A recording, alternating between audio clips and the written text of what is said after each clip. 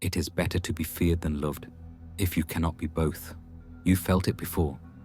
That sinking, cold realization that the game was over before you even knew it had begun. You thought you were walking into a conversation. You thought you were in control. But the truth? You had already been flanked, outmaneuvered and cornered. Somewhere, behind the curtain, an opponent had moved pieces you didn't even know were on the board. By the time you stepped forward, the battlefield had been drawn, the trap had been set, and you were standing there, unarmed. This is the nature of invisible wars. Battles fought in whispers, not gunfire. Decisions shaped before words leave your mouth. Policies written in meetings you were never invited to. Your reputation sealed by a story told to someone else, before you even had the chance to speak in your defense. Influence is the enemy's blade, and it cuts without you seeing the swing. You might think influence is about what's said in the moment. It isn't. Influence is about what's decided before the moment. Look back in history. The alliances forged in shadows before kings met in the Great Hall. Wars won, not on the field, but in the promises traded over private dinners. Machiavelli understood this. He didn't write for men who reacted. He wrote for those who prepared. And you've lived this in the modern world. You didn't get the promotion, and you told yourself it was bad luck or the boss's preference. But in truth, someone else had already lobbied for that position weeks before. They had spoken the right words to the right ears. They shaped the perception of who was ready before your name was even on the table. That's the cruel reality. The moment you thought was a fair contest was actually the final act of a play you didn't know you were in. You are either the one setting the stage, or you're the extra in someone else's script. And here's the brutal choice in front of you. Learn the game, or remain a pawn. Pawns move forward in predictable lines. Pawns wait for permission to act. Pawns don't see the full board. They see only what's directly ahead, right before the blade comes down. But when the wolf learns to wear the crown, everything changes. You stop reacting and start orchestrating. You understand that fear and love are tools, not moral choices. You shape the room before you enter it. You influence the decision before the decision maker even knows they've decided. This is the opening move of your war. See the unseen. Read the currents beneath the surface. Listen for the battle you can't yet hear, because the ones who win in this world don't just fight well. They make sure the fight is over before it begins. See the game, or be played. He who controls others may be powerful, but he who has mastered himself is mightier still. The throne is not made of gold, marble or stone. It is made of thought. Your mind is the seat of your kingdom, and every empire falls from within before it falls from without. Lose your mind, and you lose your crown. Surrender your thoughts, and you surrender your life. You may believe your enemies are beyond the gates, but the most dangerous siege is the one you invite inside. History is littered with rulers who were defeated not by superior armies, but by invisible warfare, the slow, deliberate poisoning of perception. This is cognitive siege warfare. Machiavelli knew that the way to control a city was not just with soldiers but with stories. A repeated lie can storm the mind faster than a cavalry charge. Repetition, framing, propaganda, these are the battering rams of influence. Think of the way Caesar was painted as a tyrant by his enemies before the blade of Brutus ever touched him. The story killed him first. You live in the same danger. Only now, the leaflets have been replaced by feeds and screens. Every scroll is a siege ladder. Every headline is a breach in the wall. You are told what to fear, who to hate, and what to desire, long before you believe you've made a choice. The assault is constant, and the mind that is unguarded will be conquered before it realizes it is under attack. Inside your own head sits the inner court, a circle of advisors. Some are loyal, voices of reason and clarity. Others are traitors, whispering in your ear in the tone of a friend, but serving the agenda of a foreign power. These spies are planted by the culture you live in, the media you consume, the people you let influence your worldview. They will tell you to seek comfort instead of conquest. They will say, wait, when the moment demands strike. They will question your ambition until you question it yourself. A ruler who cannot read the loyalty of his court will soon be ruled by them. The same is true for you. You must know which thoughts are truly yours and which are smuggled in under the enemy's banner. This is where mental fortification becomes your survival. You must become the architect of your mind's defenses. Every piece of information, every opinion, every belief that seeks entry, challenge it like a guard at the gate. Ask, who sent you? What proof do you carry? What purpose will you serve if I let you in? A weak king allows every visitor an audience. A strong one requires proof of allegiance before granting entry. Build rituals to strengthen these walls. Read broadly, but think independently. Limit your exposure to sources that profit from your outrage. Practice the art of stillness before reaction. This single pause can reveal whether the message knocking at your gate is a gift or a Trojan horse. If you fail here, you will fight every battle from a position of disadvantage, because you'll be following the enemy's map, not your own. If you win here, you will see the world as it is, and no one will sit on your throne without your consent. Your mind is the capital city of your power. Guard it as if the fate of your kingdom depends on it, because it does. Rule your mind or be ruled. The early bird catches the worm, but the second mouse gets the cheese. Machiavelli would have rephrased it more sharply. The one who moves first writes the rules of the game. Every day begins as contested territory. The sun's rise is not a gentle awakening. It is the opening shot of a battle. In history's great campaigns, generals understood the truth. Seize the morning, and you seize momentum. Hannibal crossing the Alps didn't wait for a comfortable hour. He moved under brutal cold, striking before Rome could prepare. Napoleon's troops were notorious for marching at dawn, catching their enemies in the haze of sleep. Those early hours are a time of disarray for the unready, and an open gate for the prepared. Your life is no different. When you wake, the battlefield is already in motion. The enemy's first strike no longer comes in the form of steel and flame. It comes as the vibration of your phone, a ping, a red dot, a headline engineered to agitate. These are your dawn invaders, breaching your mental walls before you've even claimed the day as your own. Every notification is a small commander issuing you orders. Look here, worry about this, react now. If you obey, you've surrendered before breakfast. You've allowed foreign powers to set your agenda, and now you are fighting on their terms. But the sovereign mind does not rise into chaos, it deploys. You must treat your morning as the hour of troop formations, where every action is deliberate, every step intentional. Imagine your routine as the lining up of soldiers on the field. Each habit is a unit under your command. Hydration to fuel the body, movement to sharpen alertness, planning to map the day's campaign. No wasted motion, no idle chatter. The battlefield does not reward hesitation. Picture this: a ruler in his war tent at first light. Outside, the enemy stirs, uncertain. Inside, his forces are aligned, his strategy clear. By the time the opposition realizes what's coming, the first strike has already been delivered. That is how you must move, with such readiness that the world spends the rest of the day reacting to you. The weak drift into their mornings, as if stumbling onto a battlefield without armor, without orders, without even knowing there's a war. The strong rise with intent, understanding that the first victory of the day is the one that decides all others. Win the morning, win the war. The lion cannot protect himself from traps, and the fox cannot defend himself from wolves.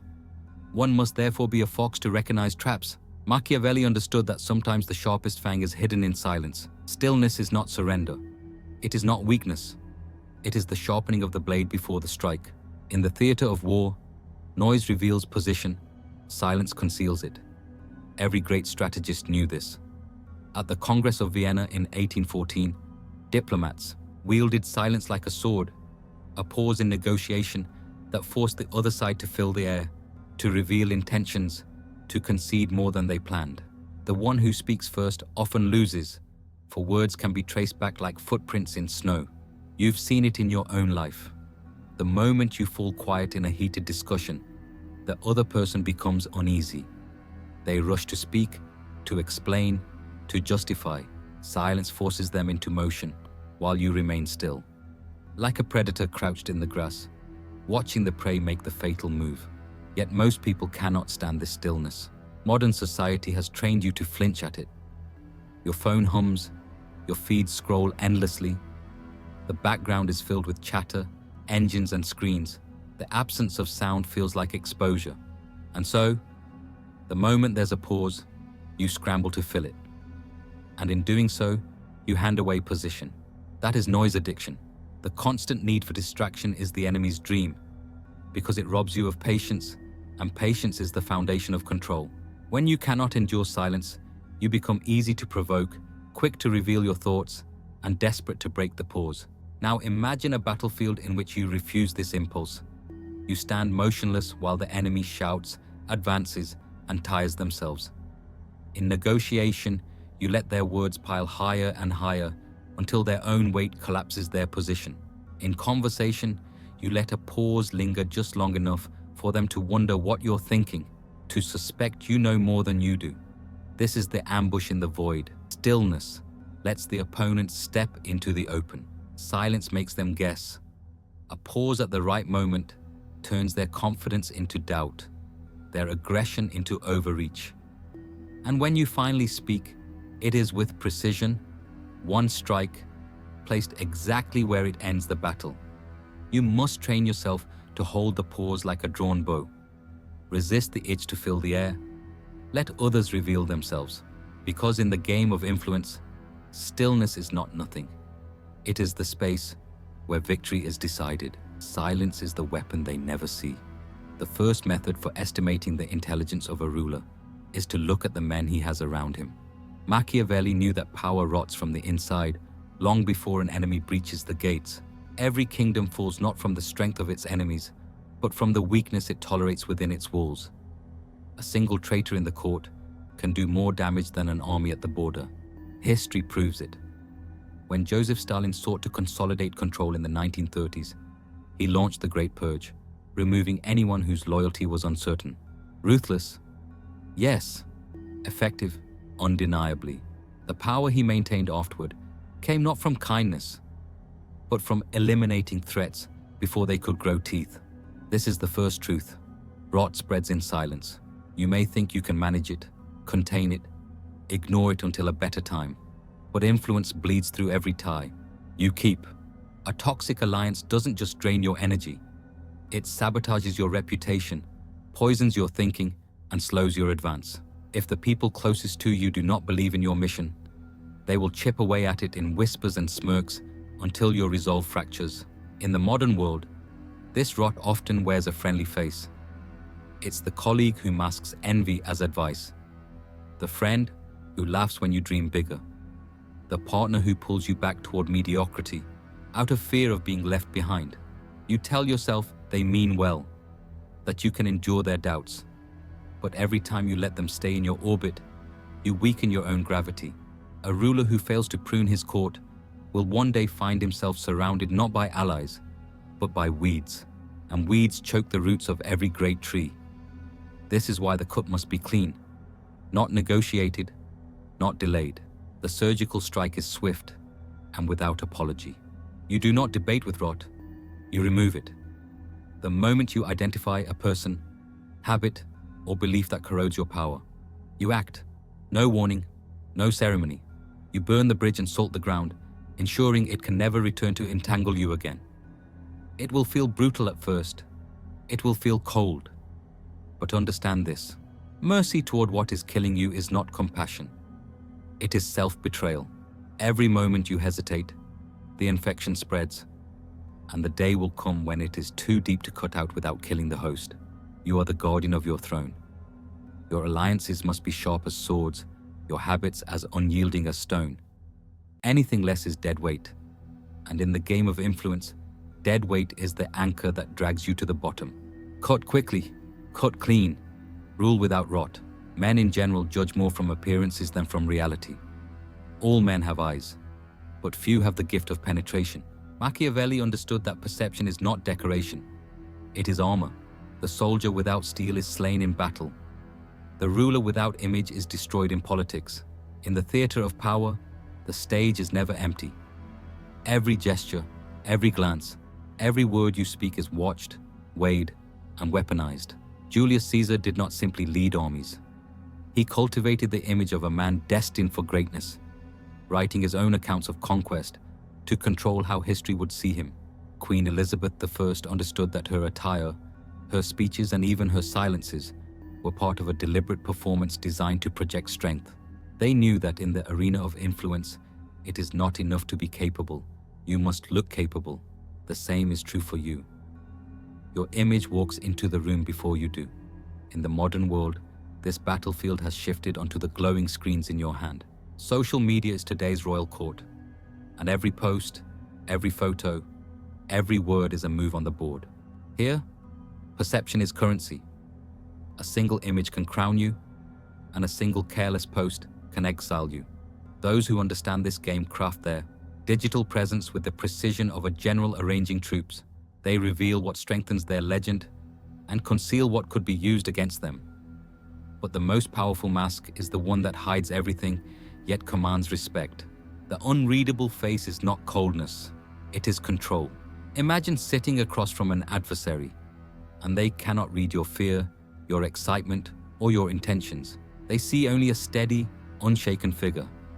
And in that uncertainty, their mind begins to fill the silence with their own doubts. This is the mask of command. You decide what is revealed.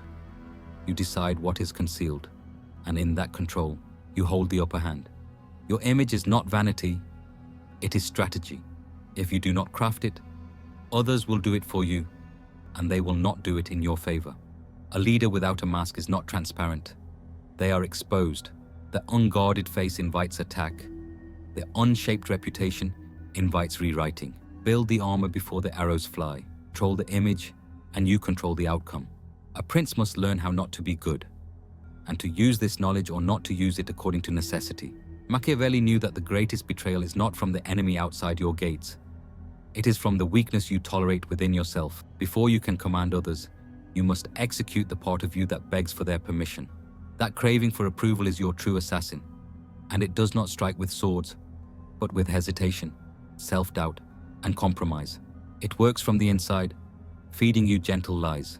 Play it safe, stay liked, don't make waves. You believe you're keeping peace, but you're really feeding your own captor. History remembers those who carried out the most ruthless execution of all, the killing of their former self. Winston Churchill was once dismissed as a reckless politician after the Gallipoli disaster. He could have faded into obscurity, but instead, he buried the hesitant, apologetic version of himself and returned years later as the unyielding voice that would rally Britain against Nazi Germany. Malcolm X transformed from a street hustler into one of the most formidable orators of the 20th century, carving away the man who lived in shadows to create the one who stood in fire. They didn't improve the old self. They destroyed it. You must issue the same execution order. Picture it like a public beheading inside the walls of your mind. The weak self kneels, the one that procrastinates, that flinches from confrontation, that waters down its own words to keep the crowd comfortable. You draw the blade without hesitation, because mercy here is treason against your future. When the head falls, so does the weight of its chains. This is not about becoming heartless. It is about becoming unshakable. It means replacing apology with precision, replacing neediness with self-command, replacing hesitation with decisive movement. When you destroy the version of yourself that needs the world's validation, you become immune to its rejection. The truth is brutal but freeing. As long as that weaker self lives, every enemy you face will have an inside agent. Kill it, and you close the gates forever. End the weakness, or it will end you. It is much safer to be feared than loved, if you cannot be both. Machiavelli understood that power is not maintained by constant gentleness, but by the ability to bare teeth when the moment demands it. Every ruler keeps a wolf inside them.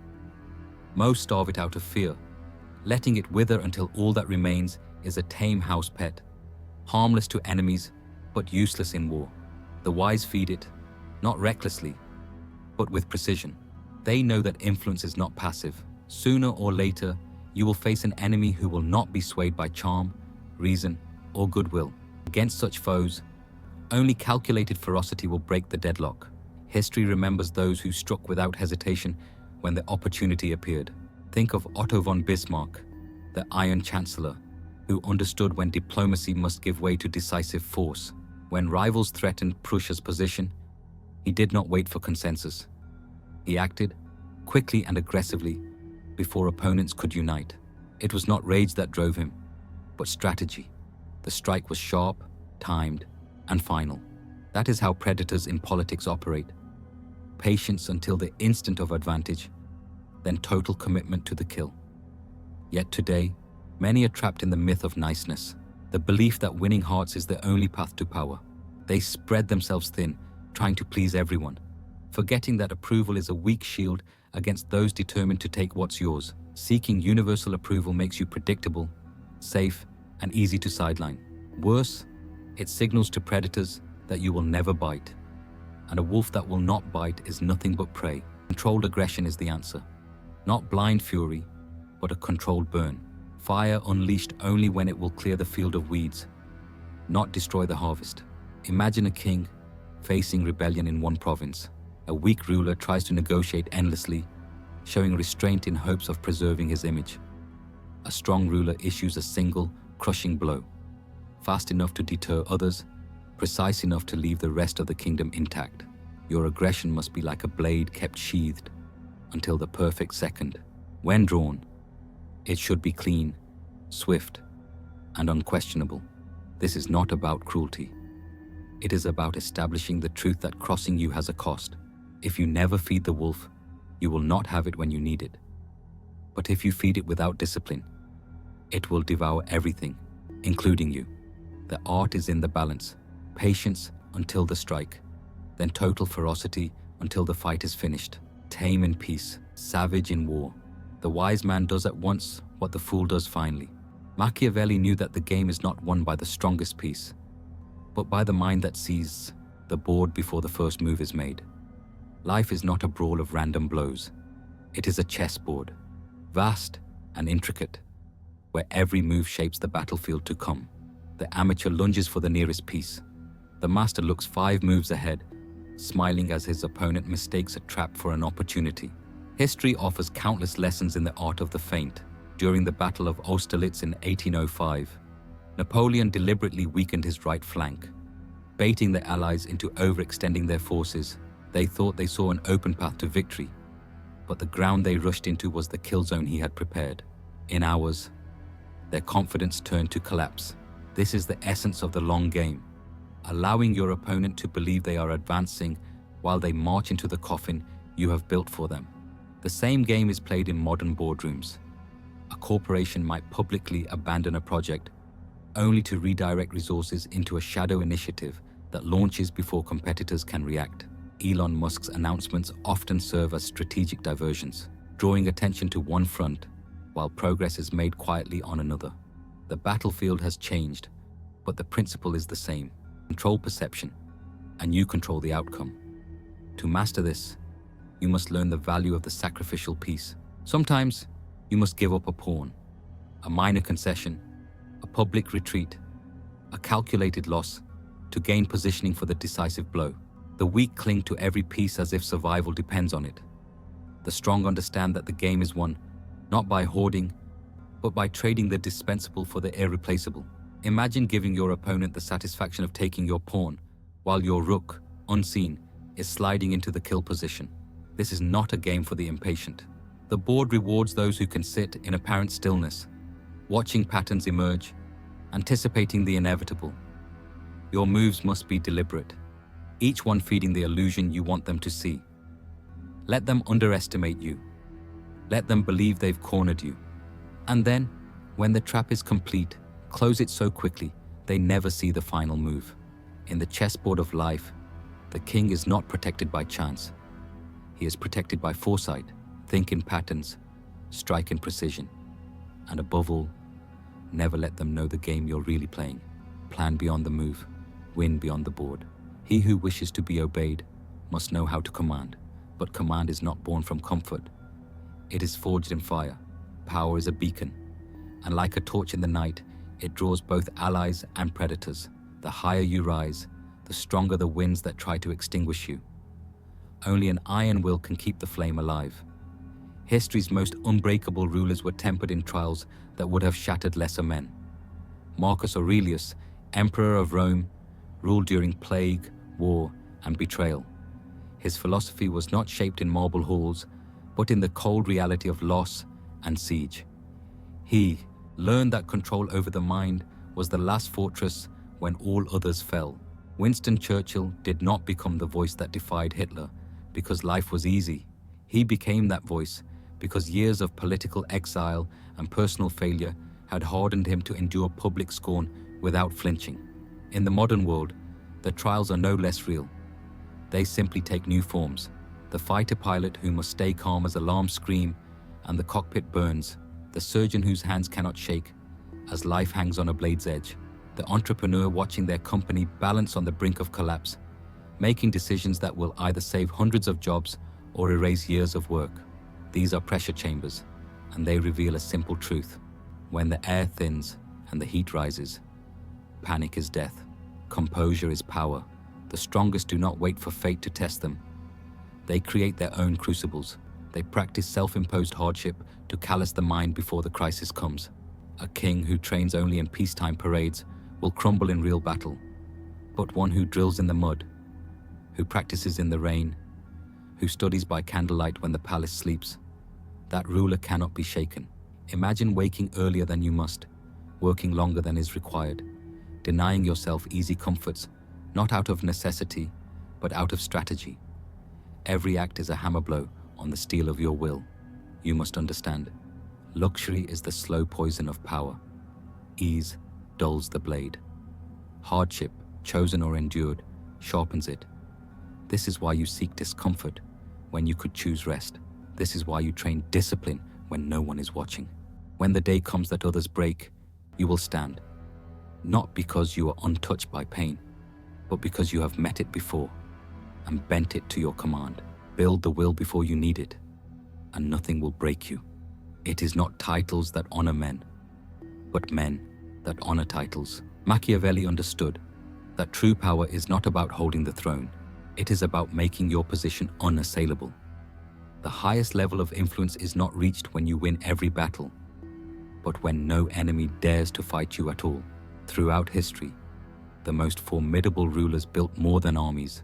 They built moats of reputation so deep that even the boldest rivals hesitated. Take Queen Victoria. During her reign, her image as a moral and steadfast monarch became so ingrained in the British psyche that even her political adversaries feared the public backlash of attacking her. Her presence became a shield.